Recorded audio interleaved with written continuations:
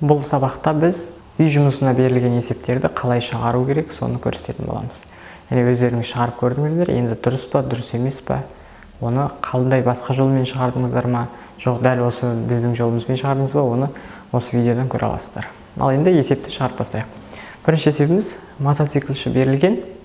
Ол барлық жолдың 0,4 бөлігін дейді. Яғни барлық жолымыз бір S болса, соның 0,4 деген сөз, ол барлық жолды 0,4-ке көбейту деген сөз. Сонда S1 0,4 бөлігі шығады. Енді сол жолды V1 72 км/сағат жылдамдықпен жүрген. Және қалған бөлігін 54 км/сағат жылдамдықпен жүрген дейді. Яғни барлық жолымыз бізде, мысалы, мынау барлық S болатын болса, оның енді 0,4 бөлігі дейді. Мынау біріншісі, сонда S1 ол тең барлық жолдың 0,4 бөлігі дейді. Ал енді мына қалған жолы деген сөз ол 0,6 бөлігі ғой. Бір S-тан 0,4 S-ті алсаң 0,6 S шығады. Сонда S2 тең S көбейтілген 0,6. Бірінші бөлігі 0,4, екінші бөлігі 0,6 S. Енді бізге орташа жылдамдықты тап деп, сол қозғалыс барысындағы орташа жылдамдықты табу керек. Енді орташа жылдамдығымыздың формуласын жазамыз. V орташа тең S1 қосылған S2 бөлінген дәл сәйкес T1 қосылған T2. Ал мына жердегі S1 мен S2-ні қосатын болсам, онда бір S, яғни жай ғана барлық жүрген жолымыз S шығады. Ал енді T1, яғни мына S1 жолды V1 жылдамдықпен қанша уақытта жүрді. Оны табатынымыз енді ол қарапайым формула T1 тең S1 бөлінген V1. Енді S1 дегеніміз бізде 0,4 көбейтілген S бөлінген V1 дегеніміз 72 км/сағат. Мынау бізде T1. Ал енді T2-мізде дәл солай S2 бөлінген V2. S2-міз бізде 0,6 көбейтілген S, V2-міз бізде 54 км/сағат. Міне. Дәл осылай біз T1 мен T2-ні орын тауып алдық. Енді оны бөліміне жазамыз. Сәйкесінше T1 мен T2-ның орнына сол атты қойып шығатын боламыз. 0,4 S бөлінген 72 қосылған 0,6 S бөлінген 54 тең. Мына жерден енді қалай қысқарып кететіндігін көріп отырмыз. Егерде жай ғана S, мына жақтан жақшаның сыртына S-ті шығара салатын болсақ, 0,4 бөлінген 72 қосылған 0,6 бөлінген 54. Міне осылай тұр. Мынаумен мынаны қысқарта саламыз. Сонда 72 қосылған 0,6 бөлінген 54.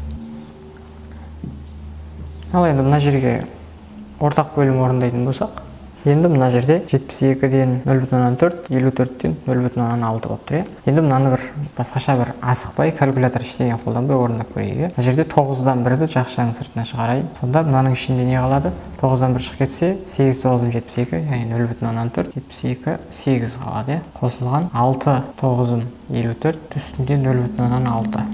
Ал осындай түрге келтіріп алдық. Енді мына жерде үстінде астында 0,4-ке бөлейін. 0,4-ке 0,4-ті бөлсем 1 шығады. Ал 8-ді 4-ке бөлетін болсам 2 шығады. Бірақ 0,4-ке бөлгендіктен 2 емес 20 шығады. Мына жерде 0,6-ға бөлсем 1 болады. Енді 6-ны 0,6-ға бөлсем 10 болады. Яғни 20-дан 1 қосылған 10-нан 1 деген шықты. Енді 1, 9-дан 1 көбейтілген 20-дан 1 қосылған 10-нан 1. Енді ортақ бөлім 20. 20-ны 20-ға бөлесін 1, 1-ден 1 қосылған. Енді 10-дікінде 2-ден болады 2. Енді 1, 9-дан 1 көбейтілген 20-дан 3 болды. Енді 3 пен 9-ды қысқартамыз. Сонда мына жерде 3 қана қалады. Енді 1 бөлінген, жерде 1, астында 3 пен 20 көбейтілген 60. 60. Енді мынау айланып түскен кезде 60 км/сағат. Осындай жауап шығады. Енді мына жерде басқа жолдармен өте көп жолдары енді.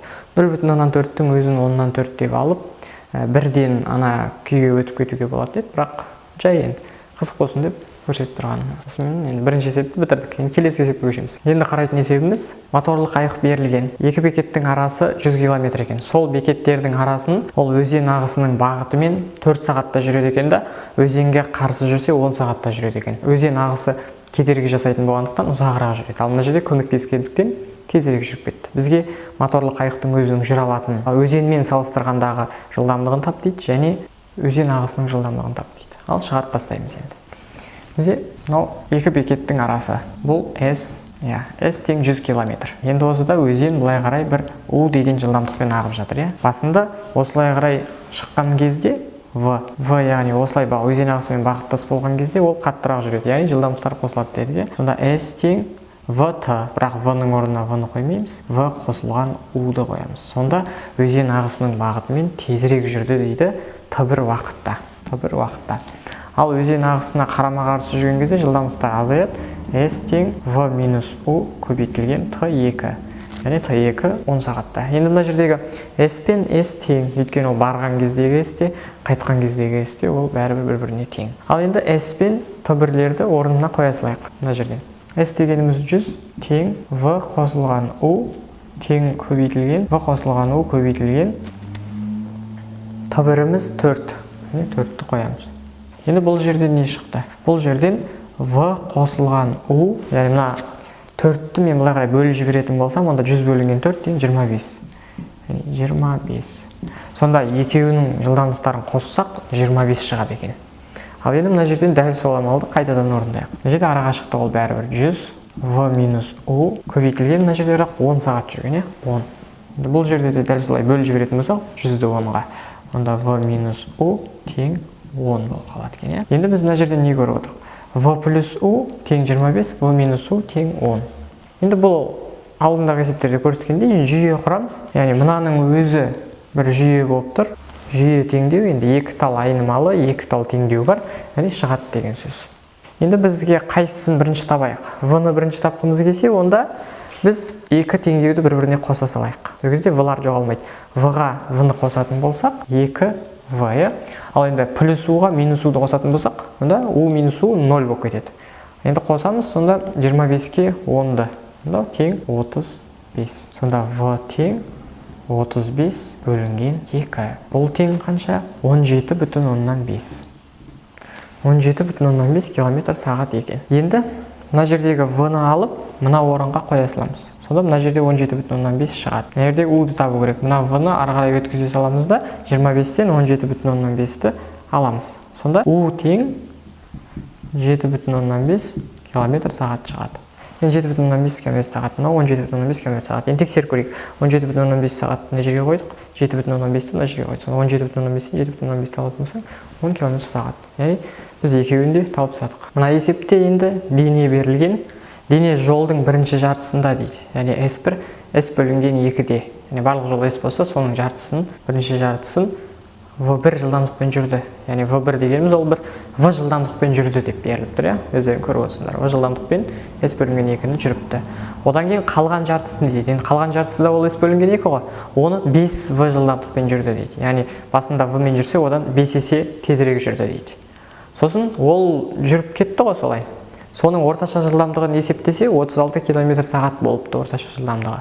Сонда ол V1 қанша болған, V2 қанша болған дейді. Бізге соны табу керек. Енді біз алайықта жай ғана орташа жылдамдықтың формуласын жазайық. V орташа тең S1 қосылған S2 бөлінген T1 қосылған T2 деген. Енді мынаны арға жалғастырайық. S1 мен S2-ні қосатын болсақ, жалпы жай ғана S шығады. Ал T1 мен T2 дегеніміз ол мына жерде берілмеген. Енді оны да жай тауып ала саламыз. T1 ол S1 бөлінген V1, S1 бөлінген V1. S1 деген ол S бөлінген 2, ал оны тағы біз V1, яғни V-ға бөліп тастауымыз керек. V-ға. Сонда T1-іміз сонда S бөлінген 2 V-ға тең. Ал T2-іміз де дәл солай S бөлінген 2 бөлінген 5 V-ға. Мына жерде 5 V. Сонда бұл S бөлінген 10 V болды. Сонда осылай біз T1 мен T2-ні тауып алдық. Енді орнына қойып көрейік. Мына жерде S, енді T1-дің орнына S бөлінген 2V қосылған S бөлінген 10V. Енді дәл мына жерден біз S-ті жақсаның сыртына шығара салатын болсақ, онда мынау S-тері қысқарып кетеді. Мына жерде бүйтіп жақшаны аламыз. Мыналар 1, мына жаққа S-ті шығара саламыз. Сонда S-тар кетеді, қысқарып кетті. Сонда мына жерде 1 бөлінген 2V, 1 бөлінген 2V қосылған 1 бөлінген 10V деген қалды. Енді мынаны орындай саламыз ары қарай. Енді 2V 10V-ның ортақ бөлімі енді 10V. Енді 10V-ны 2V-ға бөлеміз, 5 болады. Мына жерде сонда 5 көбейтесің, 5 қосылған 10-дан бөлесің 1 болды. 1 10V-дан 6. тең болады. Енді мына жерде 10v бөлінген 6 шықты. Енді 10-ымыз бізде орташа жылдамдыққа тең ғой. Ал орташа жылдамдығымыз 36 км/сағат. Солай жазайық.